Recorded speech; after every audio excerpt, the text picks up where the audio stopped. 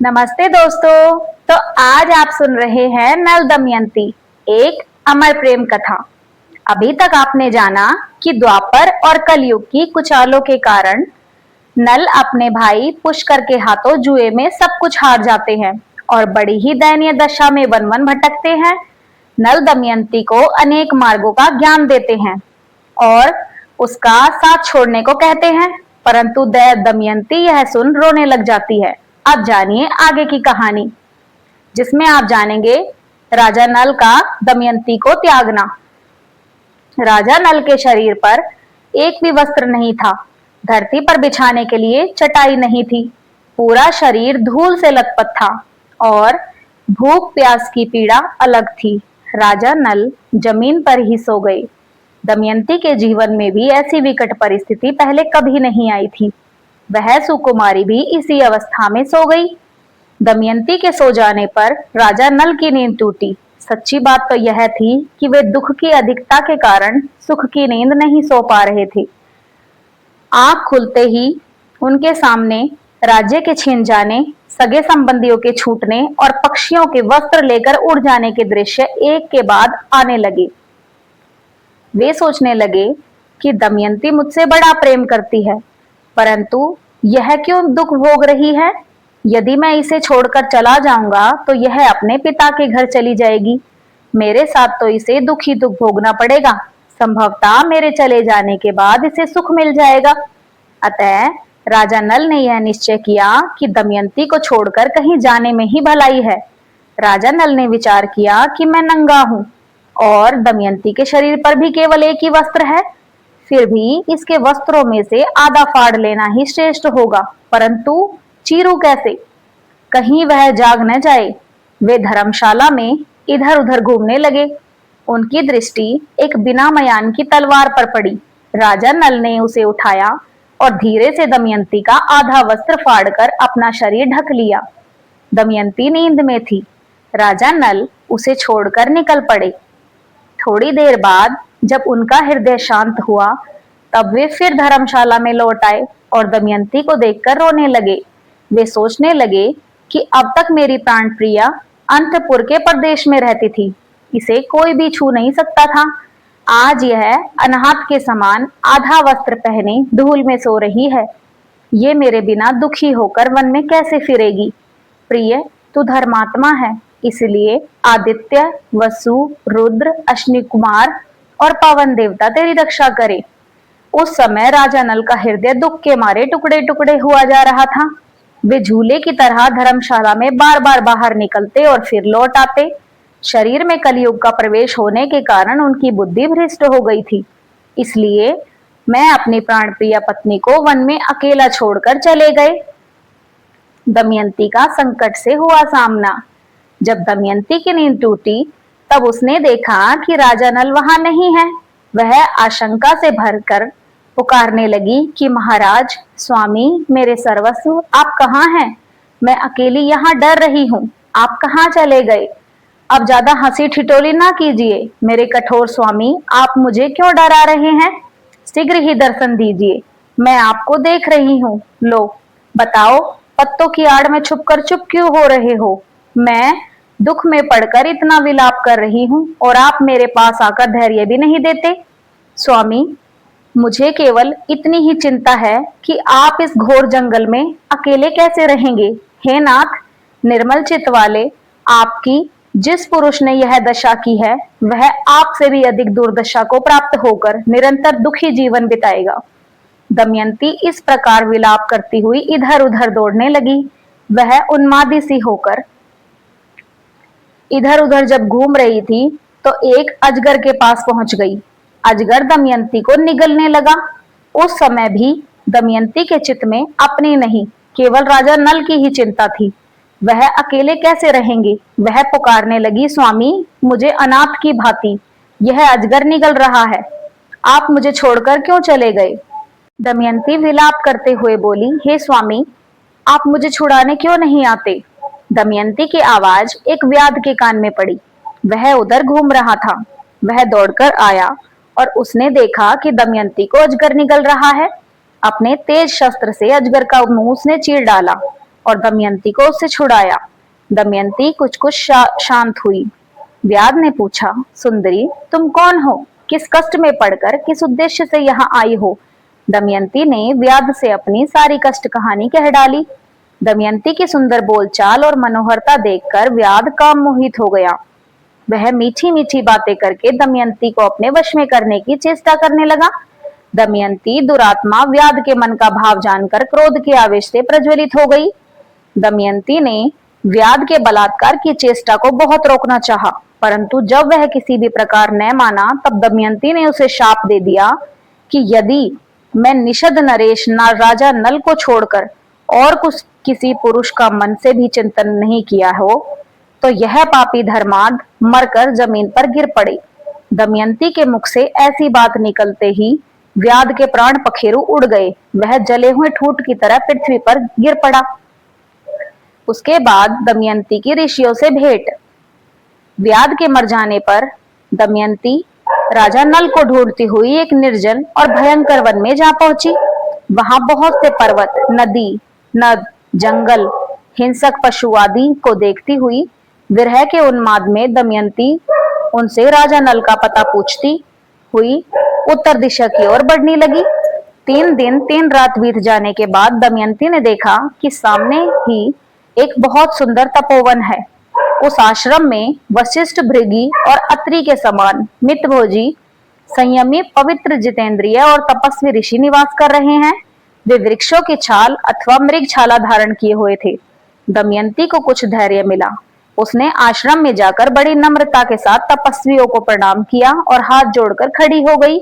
ऋषियों ने स्वागत किया कहकर दमयंती का सत्कार किया और बोले, बैठ जाओ, तुम्हारा क्या नाम है और हम किस प्रकार तुम्हारी सहायता कर सकते हैं? दमयंती ने एक भद्र महिला के समान पूछा, आपकी तपस्या, अग्नि, धर्म, पशु पक्षी तो कुशल है ना? आपके धर्म आचरण में कोई विघ्न नहीं बढ़ता? ऋषियों ने कहा, कल्याणी, हम तो सब प्रकार से सकुशल हैं। तुम कौन हो? किस उद्देश्य से यहाँ आई हो? हमें बड़ा आश्चर्य हो रहा है। क्या तुम वन, पर्वत, नदी की अधिकृष्टा देवता हो? दमयंती ने कहा, महात्माओं, मैं कोई देवी देवता नहीं, एक मनुष्य स्त्री हूँ। मैं विदर्भ नरेश राजा भीम की पुत्री हूँ। बुद्धिमान, यशस्वी एवं वीर विजय निषद नरेश राजा नल मेरे पति हैं। कपटवश दुरात्मा पुरुषों ने मेरे धर्मात्मा पति को जुआ खेलने के लिए उत्साहित करके उनका राज्य और धन छीन लिया। मैं उन्हीं की खोज में इस जंगल में घूम रही हूँ, क्योंकि मैं उनसे बिछड़ गई हूँ। यदि मैं उनसे नहीं मिल पाई तो मैं जीवित नहीं रह पाऊंगी। मेरा जीवन निष्फल हो जाएगा। मैं यह वियोग नहीं सह सकती। ऋषियों ने कहा, कल्याणी, हम अपनी तप शुद्धि दृष्टि से देख रहे हैं कि तुम्हें आगे बहुत सुख मिलेगा और थोड़े ही दिन में राजा नल का दर्शन होगा। धर्मात्मा निषद नरेश थोड़े ही दिनों में समस्त दुखों से छूटकर संपत्तिशाली निषद देश पर राज करेंगे। उनके शत्रु भयभीत होंगे, मित्र सुखी होंगे और कुटुंब उन्हें अपने बीच में पाकर आनंदित होगा। इस प्रकार कहकर वह तपस्वी अपने आश्रम के साथ अंतर्ध्यान हो गए। यह आश्चर्य की घटना देखकर दमयंती विस्मित हो गई। वह सोचने लगी कि मैंने यह स्वप्न देखा था क्या? यह कैसी घटना हो गई? वे तपस्वी, आश्रम, पवित्र सलीला नदी, फल फूल से लदे हुए भरे वृक्ष कहाँ गए? दमयंती उदास हो गई। उनका मुख मलिन हो मुरझा गया। दमयंती का राजा सुबाहु के महल में निवास। वहां से चलकर विलाप करती हुई दमयंती एक अशोक वृक्ष के पास पहुंची। उनकी आंखों से झरझर आंसू झड़ रहे थे। उसने अशोक वृक्ष से प्रार्थना करी और कहा, शोक रहित अशोक, तू मेरा शोक मिटा दे। क्या कहीं तूने राजा नल को शोक रहित देखा है? अशोक, तू अपने शोक नाशक नाम को सार्थक कर। दमयंती ने अशोक की प्रदक्षिणा की और वह आगे बढ़ी। भयंकर वन में अनेक वृक्ष, पर्वतों के शिखर और नदियों के आसपास अपने पतिदेव को ढूंढती हुई दमयंती बहुत दूर निकल गई। वहां उसने देखा कि बहुत से हाथी, घोड़े, रथों के साथ व्यापारियों का एक झुंड आगे बढ़ रहा है। व्यापारियों के प्रधान से बातचीत करके और यह जानकर कि वह व्यापारी राजा सुबाहु के देश चेदी देश में जा रहा है। दमयंती उनके साथ हो गई। उसके मन में अपने पति के दर्शन की लालसा बढ़ती जा रही थी। कई दिनों तक चलने के बाद वे व्यापारी एक भयंकर वन में जा पहुंचे। वहां एक बड़ा ही सुंदर सरोवर था। लंबी यात्रा के कारण सब लोग थक गए थे, इसलिए उन लोगों ने वहीं पड़ाव डाल दिया। समय देवता व्यापारियों के प्रतिकूल था। रात के समय जंगली हाथी व्यापारियों के हाथियों पर टूट पड़े और इस भगदड़ में सबके सब व्यापारी नष्ट भ्रष्ट हो गए। कोलाहल सुनकर दमयंती की नींद टूटी। वह इस महासंहार का दृश्य देख बावली सी हो उठी। उसने कभी ऐसी घटना नहीं देखी थी। वह डर के वहां से भाग निकली और जहां कुछ बचे हुए लोग खड़े थे वहां पहुंच गई।